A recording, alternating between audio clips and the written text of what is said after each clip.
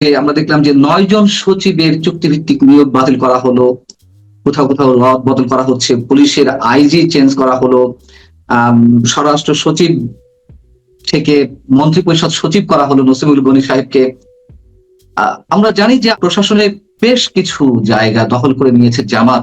এই ১৮ মাসে তারা তাদের পছন্দ মতন আমলাদের নিয়োগ দিয়েছে, সচিবদের নিয়োগ দিয়েছে, প্রশাসনের বিভিন্ন পর্যায়ে শীর্ষ কর্মকর্তাদের নিয়োগ দিয়েছে, রদবদল করেছে। আপনার কি মনে হয় যে এই রাহু থেকে সহজেই বিএনপি মুক্ত হতে পারবে? সরকার গঠনের পরে যে পরিবর্তনগুলো হবে বা হচ্ছে, এটা তো খুব স্বাভাবিক। কেন এই পরিবর্তনগুলো হওয়াটাই স্বাভাবিক ভাবে দেখতে হবে। এর কারণটা হচ্ছে যে, প্রথমত আসি আমরা চুক্তিভিত্তিক নিয়োগের বিষয়টা। চুক্তিভিত্তিক নিয়োগ তো এক ধরনের চাকরি, যেটা চুক্তিভিত্তিক নিয়োগের ব্যাপারে যারা নিয়মিত সরকারি চাকরি করেন, সেটা যে সেক্টরই হোক, প্রশাসন বলেন, পুলিশ বলেন বা অন্য কোনো সেক্টরও যদি হয়, সেখানে কিন্তু এর প্রচন্ড বিরোধিতা আছে। কারণ চুক্তিভিত্তিক চাকরিতে নিয়োগ করা হলে, যখন চুক্তিভিত্তিক নিয়োগ হয়, তখন 5টা পর্যায়ে আপনার পদোন্নতি বঞ্চিত হয়ে যায় মানুষ, বা তাদের পদোন্নতিটা দেওয়া যায় না, পদগুলো খালি হয় না। সে কারণে কিন্তু এক সরকারের সময় যারা চুক্তিভিত্তিক নিয়োগ থাকেন, পরবর্তী সরকারের সময় তাদের চুক্তিভিত্তিক নিয়োগে থাকার বা কন্টিনিউ করার খুব একটা কারণ নেই। এবং যেটা নানান দেশে হয়ে থাকে যে, আপনি ওই সরকারের আমলে আপনাকে চুক্তিভিত্তিক নিয়োগ দেওয়া হয়েছে, যখন নতুন সরকার আসবে আপনি ইচ্ছা করলে তার আগেই পদত্যাগ করে চলে যেতে পারেন। সেটা সবার জন্য সম্মানজনক হয়, বাট আমাদের দেশে তো আমরা এটা করি না।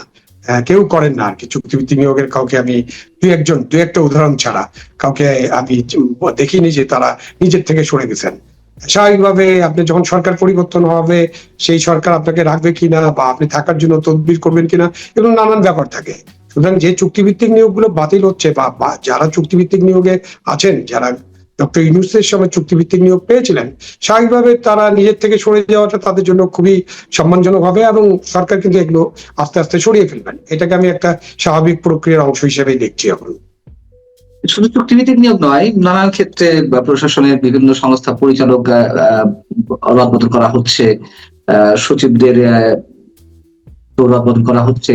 মানে আমার প্রশ্ন হচ্ছে যে, জামাত যেভাবে সাজিয়ে গেছে এই ১৮ মাসে, তাদের অনুগত ব্যক্তিদের দিয়ে প্রশাসন সাজিয়েছে, সেই জায়গা থেকে কি বিএনপি খুব সহজেই নিজেকে করতে পারবে কিনা, একটা সেফ জায়গায় নিয়ে আসতে পারবে কিনা?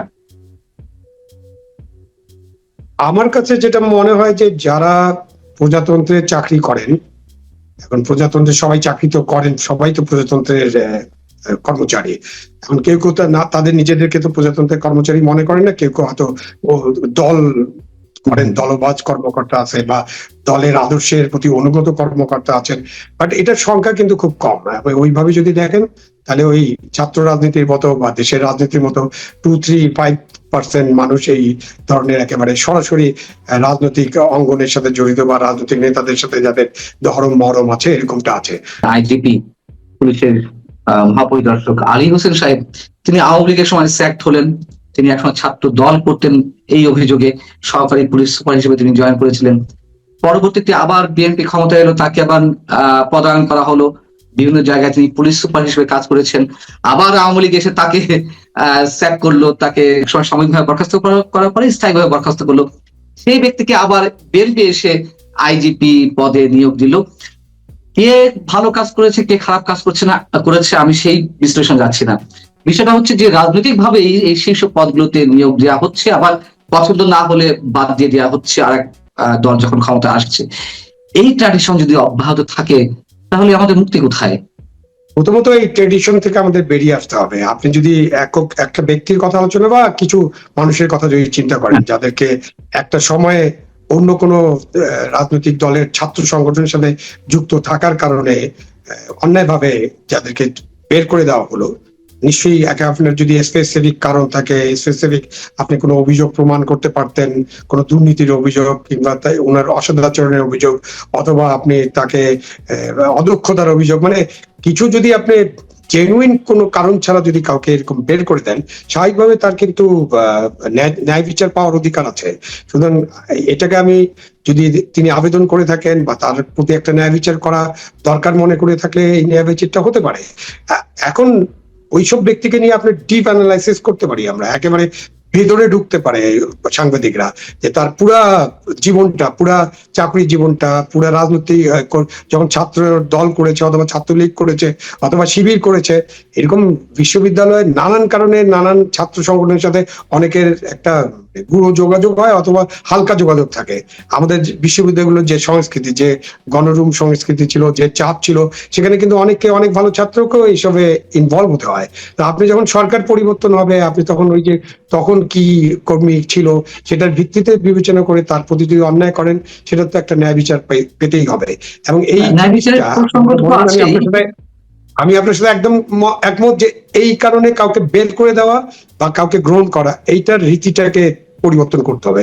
আমি বুঝতে পারি যে যখন আমি ওএসডি হই অথবা আমি 12 বছর ওএসডি থাকি, তখন আমি নিশ্চয়ই বুঝি যে আমার কি ধরনের ট্রমা হয় আমার ফ্যামিলির উপরে, আমার বাচ্চাদের উপরে, আমার বন্ধু বান্ধবের উপরে এবং আমার নিজের উপরে কি ধরনের ট্রমা হয়। আমাদেরকে যারা আমরা প্রজাতন্ত্রের চাকরি করতে চাই বা করছি অন্যান্য কারণ ছাড়া, অন্যান্য কোনো অন্যায়, দুর্নীতি বা অদক্ষতা বা অসদাচরণ এসব না করে যারা চাকরি করছি, তাদের উপরে যখন অন্যায়টা করা হয়, তখন কিন্তু এই জিনিসগুলো অনেক বড় করে দেখতে হবে এবং এখান থেকে বেরিয়ে আসতে হবে। আমি মনে করি এখান থেকে সরকারকে বেরিয়ে আসতে হবে। আমি চাইবো যে বর্তমান সরকার, যারা সরকার গঠন করেছেন, তারা এই কারণে কাউকে চাকরিচ্যুত করবেন না। তাদের কাছে ক্ষমতা আছে, 25 বছর হলে আপনি বাড়ি পাঠিয়ে দিতে পারেন, কিন্তু করবেন না।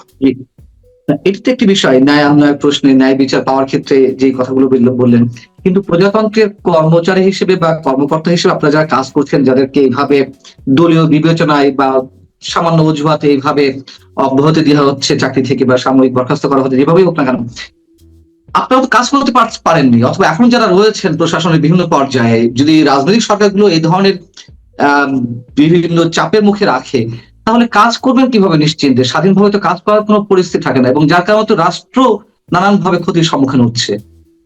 অবশ্যই, অবশ্যই। কাজ করতে না দিলে আপনি তাকে বেতন দিচ্ছেন, বেতন ভাতা দিচ্ছেন, নানান সুযোগ সুবিধা দিচ্ছেন, এত তাকে জনগণের ট্যাক্সের টাকায় তো আপনি দিচ্ছেন, তো সুতরাং তার কাছে তো সেই সার্ভিসটা পেতে হবে। রাজনৈতিক বিবেচনায় এসব করা হলে জনগণ সার্ভিস থেকে বঞ্চিত হয়, রাষ্ট্র বঞ্চিত হয়, শেষ পর্যন্ত দেশ ক্ষতিগ্রস্ত হয়। এই জন্য যেটা একদম বটম লাইন যেটা হওয়া উচিত, আপনি রাজনৈতিক বিবেচনায়, দলীয় বিবেচনায় কারো প্রতি কোনো অন্যায় করবেন না। যদি এটা না করেন, তাহলে ওই যে ভবিষ্যতে আপনি যেটা বললেন, তাহলে ভবিষ্যতে আর কাউকে ফিরিয়ে আনার দরকার হবে না।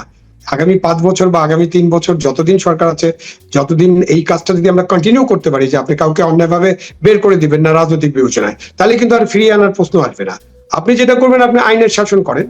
আপনি সে যদি কোনো দুর্নীতির সাথে যুক্ত হয়, আপনি বিচার করেন, অদক্ষতার জন্য বিচার করেন। আমাদের কন্ডাক্ট রুল আছে, তো কন্ডাক্ট রুলস আছে, আপিল রুলস আছে, আমাদের ডিসিপ্লিন আপিল রুলস আছে, এবং সরকারি কর্মচারী আইনও তো আছে। সুতরাং আপনি ওইসব আইনের প্রয়োগ করে আপনি যদি ন্যায় বিচার নিশ্চিত করেন, আমার মনে হয় না ভবিষ্যতে কাউকে ফিরিয়ে আনতে হবে, ফিরিয়ে আনার দরকার নেই, এবং কাউকে চুক্তিভিত্তিক নিয়োগও দিতে হবে না তখন। বিস্ময়কর একটি দৃষ্টান্ত আমাদের সামনে উপস্থাপিত হতে দেখলাম।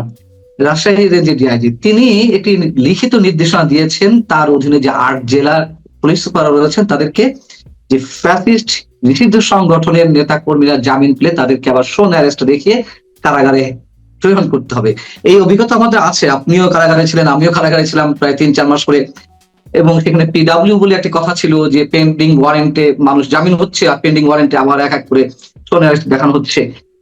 কিন্তু এখন ফরমালি যে নির্দেশনাটি দেওয়া হলো, এটি মানে আপনার কি মনে হয় এটি তার ব্যক্তিগত উৎসাহের জায়গা থেকে এটি করেছেন, বিশেষ কোনো গুপ্ত সংগঠনের প্রতিনিধি হিসেবে বিএনপি কে বিপদে ফেলার জন্য, নাকি এটি বিএনপি সরকারের শীর্ষ মহল থেকে এই ধরনের কোনো নির্দেশনা দেওয়া হচ্ছে? প্রথমত এরকম নির্দেশ আগে জারি করা হয়েছে কিনা তার কোনো প্রমাণক আমাদের কাছে নেই।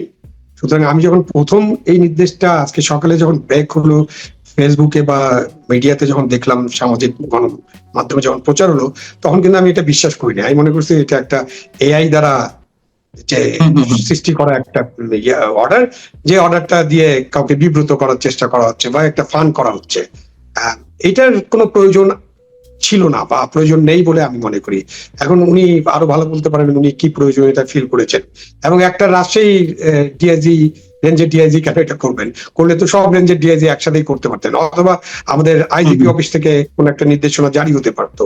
এরকম নির্দেশনা আইজিপি অফিস থেকে জারি হতে পারে, অথবা স্বরাষ্ট্র মন্ত্রণালয় করতে পারে। বাট নির্দেশনার যে বিষয়টা আছে সেই বিষয়টা কিন্তু মানে যেখান থেকে জারি হোক সেই বিষয়টা নিয়ে সবসময় প্রশ্ন উঠবে, কারণ আপনি এরকম একটা নির্দেশনা দেওয়ার তো কোনো প্রয়োজন নেই। আমাদের ফৌজদারি কার্যবিধির 351 ধারায় তো পরিষ্কার বলা আছে যে আপনি ম্যাজিস্ট্রেটের কাছে একজন যদি জেলখানায় থাকে তো তাকে আরেকটা মামলায় যদি আপনি খুঁজেন, মানে একজনের বিরুদ্ধে 4-5টা মামলা থাকতে পারে এবং ওই মামলা হয়তো তিনি গ্রেপ্তার হননি, তখন আপনি 351 ধারা অনুসরণ করে আপনি ম্যাজিস্ট্রেটের কাছে তো এইটা বা জাজের কাছে তো এটা পেশ করতে পারেন যে আমরা তাকে এই মামলায় আমরা গ্রেপ্তার করতে চাই বা গ্রেপ্তার দেখানো যেতে পারে। তখন কিন্তু নিয়ম আছে যে তাকে হাজির করতে হবে, এবং এটা 2025 সালে একটা অর্ডিন্যান্স করা হয়েছে 167 ক। তো আপনি 167 বলা হচ্ছে যে আপনি এইরকম যখন আইও বা পুলিশ অফিসার যখন এটা চাবে তখন ম্যাজিস্ট্রেট বা যিনি জাজ থাকবেন, যিনি বিচারক, তিনি তাকে আদালতে হাজির করতে বলবেন এবং তিনি উভয় পক্ষকে ভালো মতো শুনবেন, রেকর্ড করবেন, এবং উনার বিবেচনায় যদি মনে হয় যে এটা খুবই যৌক্তিক, মানে বিচারিক বিবেচনা যদি মনে হয় যৌক্তিক, তখন উনি এই শোন অ্যারেস্টের বিষয়টা ডিল করতে পারবেন। তো এখন আমাদের কাছে তো দুটাই আছে, পুলিশের তো এই 351 ধারার সুবিধা নিয়ে তারা এটা করতে পারেন, এবং এই 351 ধারা নিয়ে তো আপনি একটু আগে যেমন বললেন এটা তো অনেক ইয়া হচ্ছে, মানে এই ধারার অপব্যবহার অনেক হয়েছে। আপনি একজন জামিন পাচ্ছে, একজন সর্বোচ্চ আদালত থেকে জামিন পাচ্ছে, জেল গেটে আপনি আরেকটা মামলা দিয়ে তাকে দিলেন, এবং যে মামলার আসলে কোনো ভিত্তি নেই এমন মামলাও থাকে, আবার ভিত্তি আছে এমন মামলাও থাকে, এবং সেখানে ওই যে ফ্যাসিস্ট কথাটা যদি থাকে, আইনের সাথে তো ফ্যাসিস্টের কোনো সম্পর্ক নাই। ওই 351 ধারায় ফ্যাসিস্ট বলে কোনো শব্দ নাই, কিন্তু 351 ধারায় যেটা আছে যে তাকে যদি অন্য মামলায় খোঁজা হয় বা অন্য মামলায় তার নামে ওয়ারেন্ট থাকে, ওই মামলায় যদি যথেষ্ট কারণ থাকে যে তাকে অ্যারেস্ট দেখাতে হবে, শোন অ্যারেস্ট দেখাতে হবে, তখনই তাকে দেখানোর আবেদন করা যেতে পারে, এবং সেই আবেদন এই যে 167 যে অর্ডিন্যান্স আছে সেই অনুযায়ী বিচারক ভালোভাবে দেখে তারপর সিদ্ধান্ত দেবেন। তার কাছে যখন জানতে চাওয়া হলো গণমাধ্যমের পক্ষ থেকে যে এই ধরনের নির্দেশনা দেওয়ার অর্থ কি, কেন আপনি এই নির্দেশনাটা দিয়েছেন, রাজশাহী রেঞ্জের ডিআইজি বলছেন যে রাজশাহী অঞ্চলে কার্যক্রম নিষিদ্ধ সংগঠনের নেতা কর্মীদের তৎপরতা বৃদ্ধি পেয়েছে, যেমন জঙ্গি সহ বিভিন্ন সংগঠনের নেতা কর্মীদের শক্ত প্রমাণ সাপেক্ষে আবার গ্রেপ্তার করতে বলা হচ্ছে। তো জঙ্গি সংগঠন বুঝলাম, আওয়ামী লীগ তো আর জঙ্গি সংগঠন না, ওইখানে স্পষ্ট ফ্যাসিস্ট লেখা ছিল, উনি এখন ভুল পাল্টাচ্ছেন। তাহলে আমরা কি ধরে নেব যে এখানে কি তিনি ব্যক্তিগত অতি উৎসাহের জায়গা থেকে করেছেন, বিশেষ কোনো রাজনৈতিক শক্তির পার্টনার সার্ভ করার জন্য বিএনপি সরকারকে বিপদে ফেলতে, নাকি মানে আসলে কি এর মোটিভ, মানে ইয়েটা কি? না, এই বিষয়টা কোনো কনক্লুসিভ রিমার্ক এখন করা যাবে না, তাহলে তো সরকারকে এটা তদন্ত করে দেখতে হবে। সরকারের তো নানান সংস্থা আছে, তারা এটা নিশ্চয়ই তদন্ত করে দেখা উচিত যে এই তাদেরকে বিব্রত করার জন্য এটা হচ্ছে কিনা।